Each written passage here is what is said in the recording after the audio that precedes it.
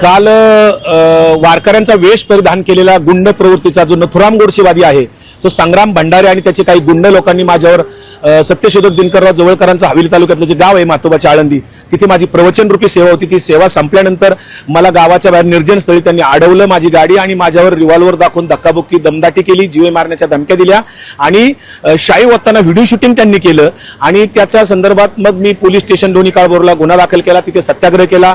आमच्या सगळ्या पक्षाच्या नेत्यांचे मला फोन आले, रोहितदादा पवार स्वतः तिथे लोणी काळभोर पोलीस स्टेशनला आले। आदरणीय पवार साहेबांचा सुद्धा मला काल फोन आला होता 4 वाजता आणि मला भेटायला बोलवलं होतं रात्री, परंतु मी रात्री येऊ शकलो नाही, तिकडेच मी अडकलो होतो। मग साहेबांचा रात्री पुन्हा निरोप आला की आज सकाळी मला बोलवलं, म्हणून मी त्यानुसार साहेबांच्या निरोपानुसार मी आज आलो होतो। साहेबांनी माझ्याकडनं सगळा घटनाक्रम समजून घेतला, वारकरी संप्रदायात हे जे काय चालले त्या संदर्भातली माझी जी काय गेली महिना दीड महिना काम चालले ते समजून घेतलं आणि मग साहेबांनी राज्याचे पोलीस महासंचालक सदानंद दाते यांना फोन लावला आणि घटनेचं गांभीर्य सांगून विकास लवांड यांना राज्यभर फिरत असतात, दौरे करत असतात, त्यांना संरक्षण द्यावं अशा प्रकारची पवार साहेबांनी मागणी पोलीस महासंचालकाकडे केलेली आहे आणि पुणे पोलीस आयुक्तांना या गुन्हेगारांच्यावर कडक कारवाई तात्काळ करावी अशी अमितेश कुमार यांना सुद्धा फोन करून साहेबांनी कळवलं आणि मुंबईत आज देवेंद्र फडणवीसांच्या बरोबर या विषयावर बैठक आहे असं साहेबांनी मला सांगितलं। मी आता मुंबईला चाललोय म्हणाले आणि देवेंद्र फडणवीस मुख्यमंत्र्यांच्या सोबत या बैठकीत ह्या चर्चा होतील। त्यानंतर बैठकीनंतर म्हणले मी तुम्हाला काय ते कळवतो, ही लढाई जारी ठेवा, हे काम चालू ठेवा असं साहेबांनी मला सांगितलं। मला वाटतं का न्याय मिळेल, कारण काल तुम्ही म्हणले की वेपन दाखवलं गेलं, तुम्हाला लमकवलं गेलं पण तो कलम कुठेही लावला गेला नाही, त्याचं कारण असं देण्यात आले की ते व्हिडिओमध्ये कुठे वेपन दिसत नाही। तो जो व्हिडिओ आहे प्रसार माध्यम, मी पुन्हा पुन्हा सगळ्यांना सांगतोय की प्रसार माध्यमांच्यातनं किंवा सोशल मीडियातनं जो व्हिडिओ 41 सेकंदाचा शाई ओततानाचा आलाय ते शूटिंग संग्राम भंडारेच्या लोकांनी केलेलं आहे, मी केलेलं नाहीये। त्यांनी फक्त शाई ओतण्याचं शूटिंग केलं, पण शाई ओतण्याच्या अगोदर जे 2 मिनिटं त्यांनी काय दादागिरी माझ्यावर केली, धक्काबुक्की केली, रिव्हॉल्वर मला 2 जणांनी दाखवले, हे शूटिंग कोण करणार होतं? कारण माझा मोबाईल माझ्या गाडीत होता, माझ्या ड्रायव्हरला त्यांनी एका बाजूला धरून ठेवून त्याला मारहाण करत होते, त्याचा शर्ट फाटलेला आहे। हे सगळं जे काय आहे पोलिसांना मी सगळं सांगितलेलं आहे, माझ्या स्टेटमेंटमध्ये ते सगळं दिलेलं आहे। आता मला न्याय मिळेल का नाही मला माहित नाहीये, कारण या राज्यामध्ये वर्षानुवर्ष न्याय मिळत नाही। अनेक महिला मुलींच्यावर अत्याचार चालल्यात, बलात्कार चालल्यात। गेल्या 10 वर्षामध्ये किती बलात्कारी लोकांना फाशी झाली हो?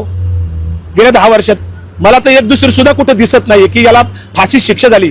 त्यामुळे इथे कायदा हातात घेण्याचे प्रकार त्यामुळेच वाढले, कारण कायद्याची भीतीच कोणाला वाटत नाही, कारण न्याय लवकर मिळत नाहीये। त्या पद्धतीने कालची जी घटना घडलेली आहे यांना कायद्याची भीती राहिलेली नाही। वारकऱ्यामध्ये जे घुसखोर आहेत हे गुंड प्रवृत्तीचे आहेत, काही धंदेवादी आहेत, काही मनुवादी वर्णवर्चस्वादी आहेत। मी जी 20 घुसखोरांची नावं जाहीर केली हे मनुवादी आणि वर्णवर्चस्वादी लोक आहेत, कर्मकांड मानणारे लोक आहेत आणि भाजपाचे स्टार प्रचारक आहेत।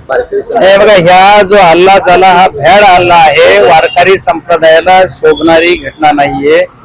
सवर्ण वारकरी संप्रदायाला बदनाम करणारी ही घटना, विनाकारण वारकरी संप्रदाय एवढा चांगल्या संप्रदायावर आपण चालतोय, वारकरी संप्रदायाचे फॉलोअर राहणारे माणसं सर्वजण आपण आहोत आणि अशा या महाराष्ट्रामध्ये सुसंस्कृत महाराष्ट्रामध्ये ज्याला वारकरी संप्रदायाची पूर्ण झालर आहे अशा वारकरी संप्रदायामध्ये ही लोकांकडून ही घटना करणं चुकीचं आहे। विचाराला उत्तर द्यायची, विचारांना दिलं पाहिजे।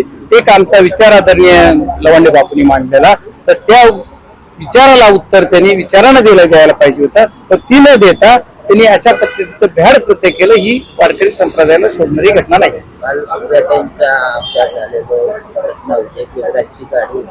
सॉरी, सुप्रियाताईंचा काल एक्सप्रेस हायवेवरती अपघात झाला, गुजरातची गाडी होती। तुमच्या एका प्रवक्त्याने म्हटले की घातपाताची शक्यता आहे, काय वाटतं? नाही, आदरणीय ताईंशी माझं बोलणं झालं। गाडी चालवताना रूल्स आणि रेग्युलेशन न पाळण्याचा प्रकार आहे, त्याच्यामुळे एक पाठीमागून येऊन लेफ्ट साईडनं येऊन धडक देणे अत्यंत चुकीची बाब, ते ड्रायव्हरची चूक असावी। त्याच्यामध्ये आज तरी मला ती माहिती नाही की घातपात वगैरे असेल, असं काही म्हणलंय, कुणी म्हणलं असेल तर त्यांच्याकडे माहिती असेल, मला त्याच्यावर मी बोलणार नाहीये, पण मला तसं नाही वाटत, कारण मी ताईंशी बोललो। पण ती घटना आहे ते ड्रायव्हरच्या हलगर्जीपणामुळे ड्रायव्हरची रोडवर मस्ती करून चालतात याचा हा एक प्रकार आहे। बऱ्याच प्रकरणाने अनेक महिलांचं शोषण झालेलं होतं, रुपाली चाकणकरांचं नाव सातत्याने येतं। अखेर आज रुपाली चाकणकर SIT समोर चौकशीसाठी गेलेले आहेत, SIT बोलवलेलं आहे। तुम्हाला वाटतं का याचा सोक्षमोक्ष सगळ्या राजकारणापर्यंत जाईल? अनेक राजकारणी त्या मठात गेलेले होते। नाही, हे प्रकरण ज्यावेळेस ओपन झालंय त्याच दिवशी असं गृहीत धरायचं की याचा सोक्षमोक्ष नक्की मुख्यमंत्र्यांना लावायचा असेल। आता हे कुठल्या कॅप पर्यंत लावायचा आणि कुठे कॅप लावायची त्यांच्या हातात, पण ती कुठल्या लेवल पर्यंत न्यायचंय, किती ताणायचं, किती तोडायचं, कुठून ताणून कुठं सोडायचं, कुणाला कुठं कोणा पक्षात घ्यायचंय हे राजकारण आहे का मला माहित नाही. पण ह्याचं सूक्ष्म ते लावायची भूमिका असतरी त्यांची वाटते. रुपाली चाकणकर इतकं उशिरा गेले असं वाटत नाही. 2-3 महिन्यांनी एसआयटीने आता ते त्यांना योग्य वेळ आल्यावर बोलवायचं असेल, ते तपासाचा भाग आहे त्यांचा. तर चार्जशीट दाखल झाली नसेल, आणखी चार्जशीटच्या अगोदर बोलवायचं असेल, काय काय काय माहित नाही काय प्रकार झाले. आता हा तपास यंत्रणेचा भाग आहे, त्याच्यामुळे मी त्याच्यावर काही जास्त बोलावं असं मला वाटत नाहीये. तपासाचा भाग आहे, तपासातून काय पुढे येते ते बघू, नंतर ठरवू.